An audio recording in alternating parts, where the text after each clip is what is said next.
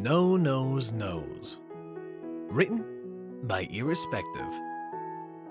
Chapter 11. A Grand Day Out, Part 2. Can I keep the hat when we're done? Saucy asked as she strained it with her magic. Toke, but yes. If the princess wants to keep the hat, the princess keeps the hat. She gave herself a soft Yes. and pumped a hoof in the air before laughing a bit with Bean. I always wanted one of these. I remember when they first started wearing them in the palace. When was that?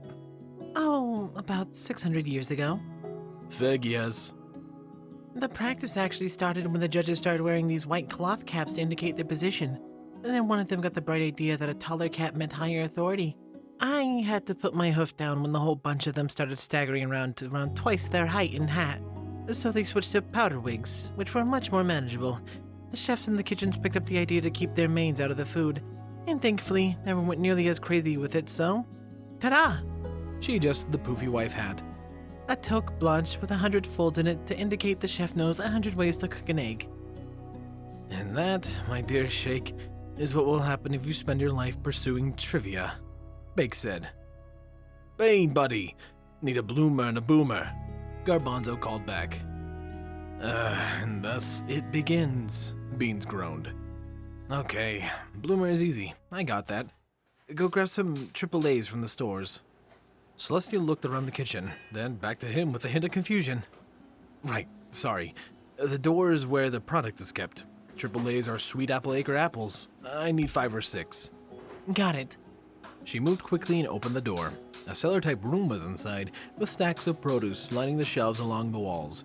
3 bushels of apples were near the back, and she moved quickly to them. Let's see. Not the Greenland. You wanted sweet apple. Here we go.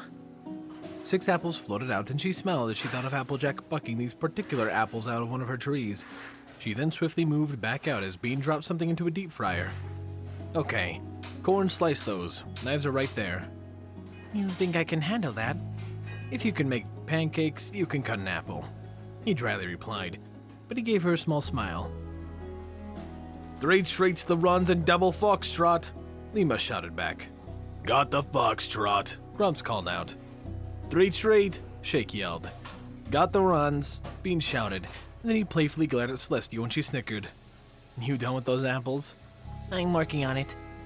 Okay, let's see. Bean ran into a storeroom quickly, then emerged with a load of mixed vegetables.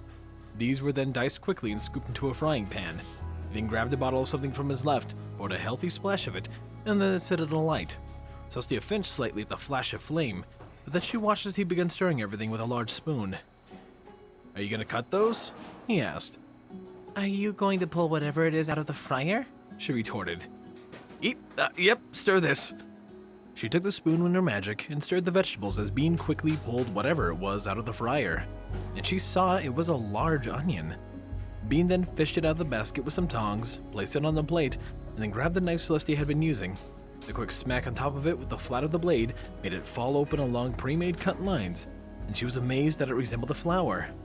Keep stirring, Bean admonished while he rushed to her unfinished apples. Don't let that sit. Bean rapidly sliced the apples, sprinkled cinnamon and sugar on them, and then placed them beautifully on a plate. He then grabbed both plates and swiftly moved them to the window countertop that separated from the kitchen to the servers area. Bloomers, boomer up! He shouted, then moved quickly back to her. Moo moo, 3 rocks and a horseshoe, Garbanzo shouted back. Got the rocks, Bean shouted, and he grabbed the spoon from her magic. I got this. I need a broccoli, 4 turnips, and 2 cucumbers. I will be right back. Lima, psst, come here. What? What's wrong, dear? Nothing is wrong. Then why did you call me over, hun? Nothing is wrong, Garbanzo repeated with emphasis. Lima smiled at this moment, then smiled. You're right. I haven't had to send anything back all night. Exactly, and look at Bean. Both of them peered through the serving window and into the kitchen, and Bean was positively humming around the kitchen, moving quickly from one station to another.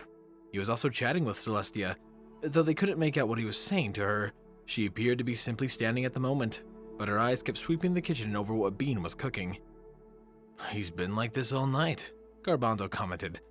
He's been happy, and he's keeping track of everything, and he's holding a conversation with her. Do you think it finally happened? Garbanzo smiled at his wife. Yeah, I think he finally found himself. That's the last one, Sips shouted back while locking the door with a dramatic flick of the hoof. Phew, Bean exclaimed. That was a rush crowd. What time is it? Just a little after midnight, Celestia replied. Bean walked over to where Celestia was finishing the dishes. Did I mention I was jealous of unicorns, right? What's this? She asked. Simple scrub yourself spell. This one's the nicer version to the spell too. Even if I walk away, they'll keep doing until the dishes are done. Bean chuckled as he looked at the magic she worked. As soon as some pony put a dirty dish in the magic field on the left, it would automatically float over to the pile of similar dishes. From there, a dish would float up, dunk itself into the soapy water, get scrubbed off by a scrubbing brush, move over and rinse itself off, and then move to the drying racks on the right. A broom, dustpan, and mop were also dancing around the kitchen, and a few rags were at the cleaning stations. Black magic of the worst kind, Grumps grumped. Not at all, Celestia countered. With the original spell, you had to sing to all of them. Blades, silverware, mops, brooms. Now that was black magic. Particularly if you broke a broom in the process. Grumps grumbled something out, and then he had a smirk on his face. Well, that should do it, Garbanzo remarked. Grumps, go ahead and take off. Bean and the princess can help us wrap up here. All right, see you tomorrow. Sip, you can head out too. Later, Gator, he shouted from the back door. Shake and Bake left earlier, so it's just us.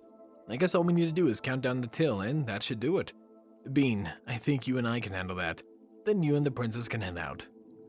I'll get some linden tea made while we wait for them, Lima said to Celestia. After such a big day, I know I need something to help me unwind. That sounds delightful, the princess replied with a soft and tired smile. Bean hesitated for a moment, and he was feeling uneasy about leaving her alone with his mom. But then he realized there wasn't really anything that could happen, so he followed his father into the back office. The door was shut and locked, and Garbanzo twisted the dial on the safe in the corner.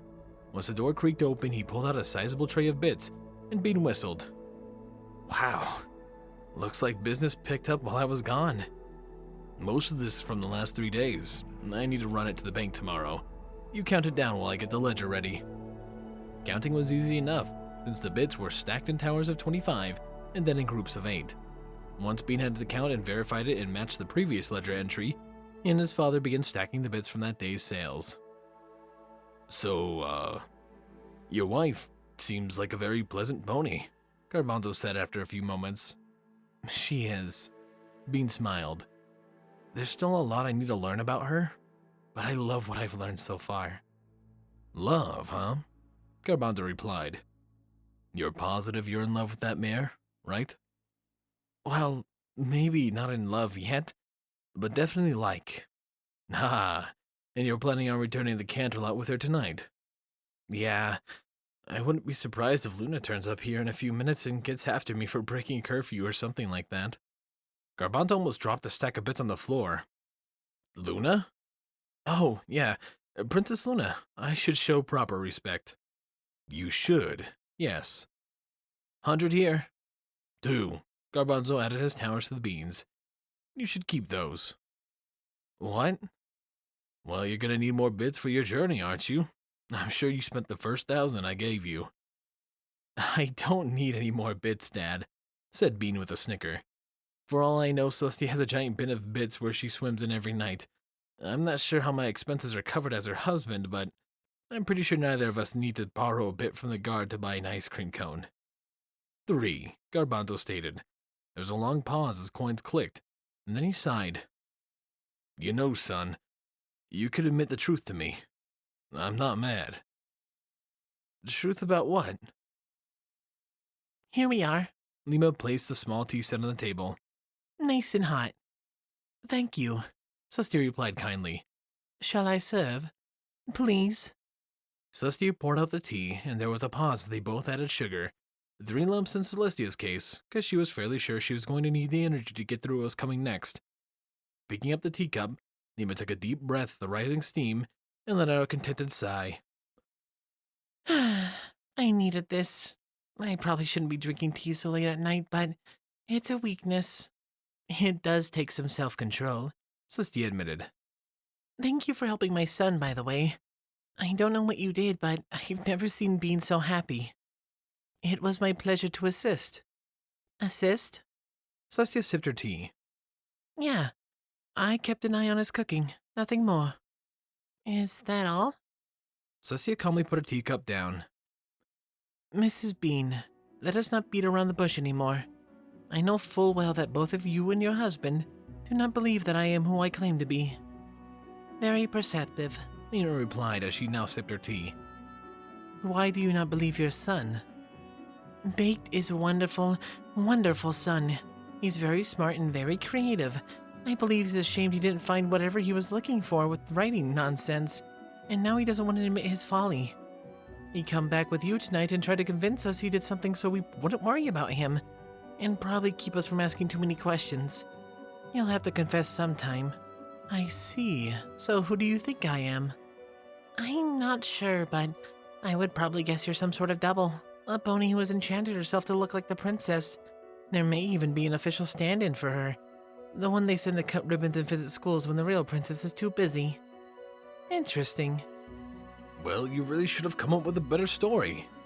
What? Bean growled. You had to marry the princess because you bonked her nose. Come on, the very premise is ludicrous.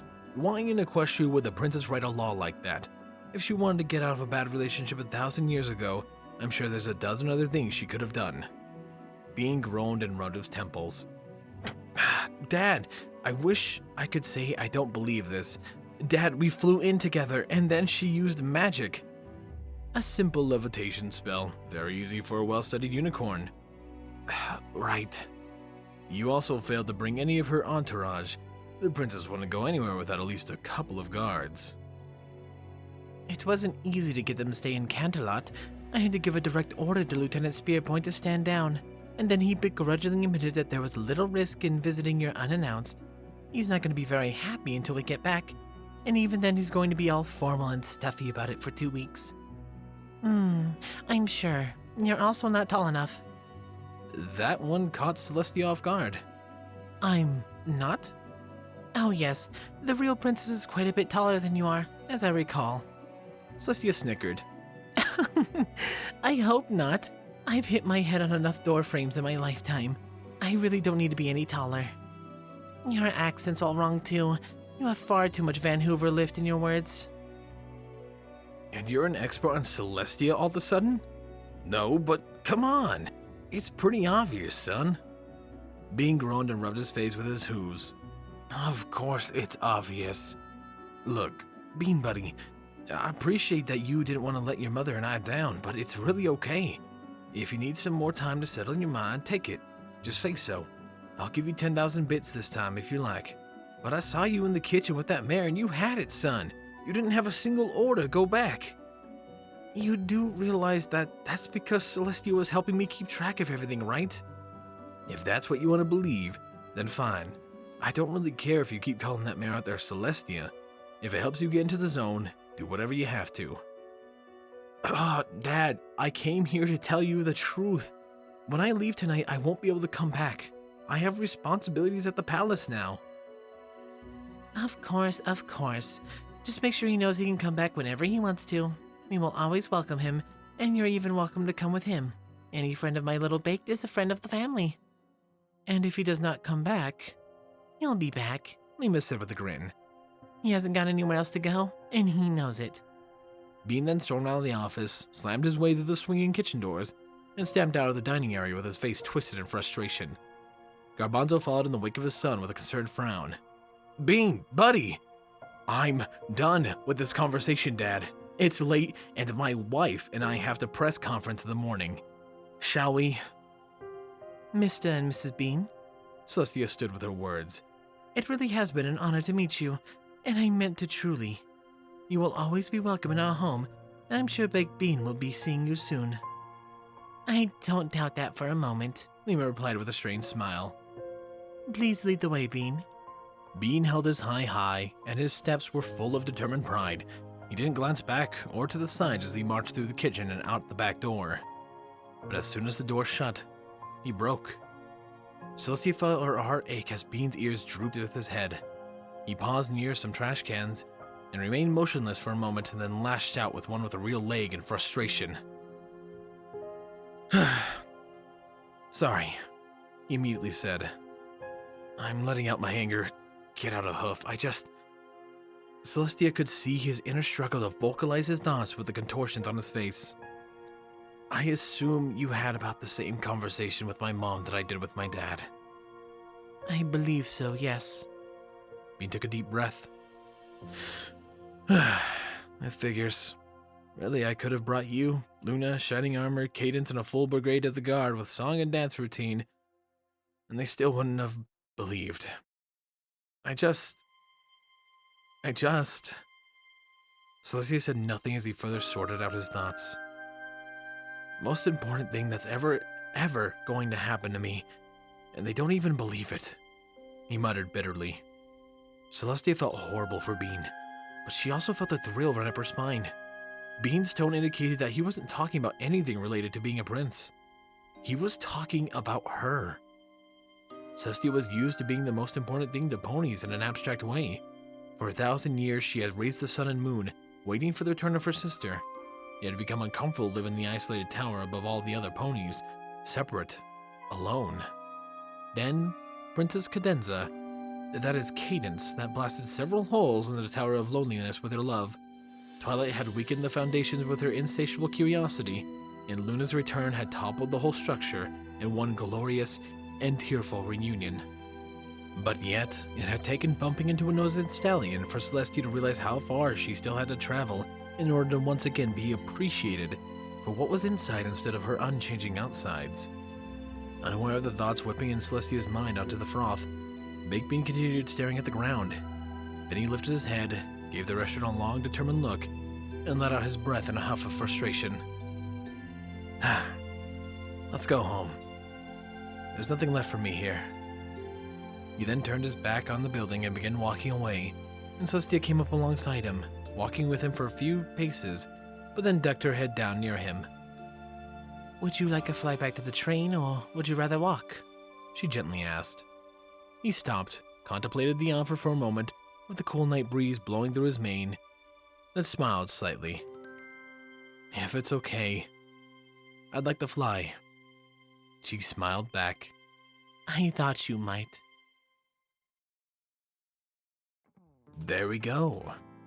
Man, what a interesting chapter this was, and doing the back and forth was pretty fun to do on my end.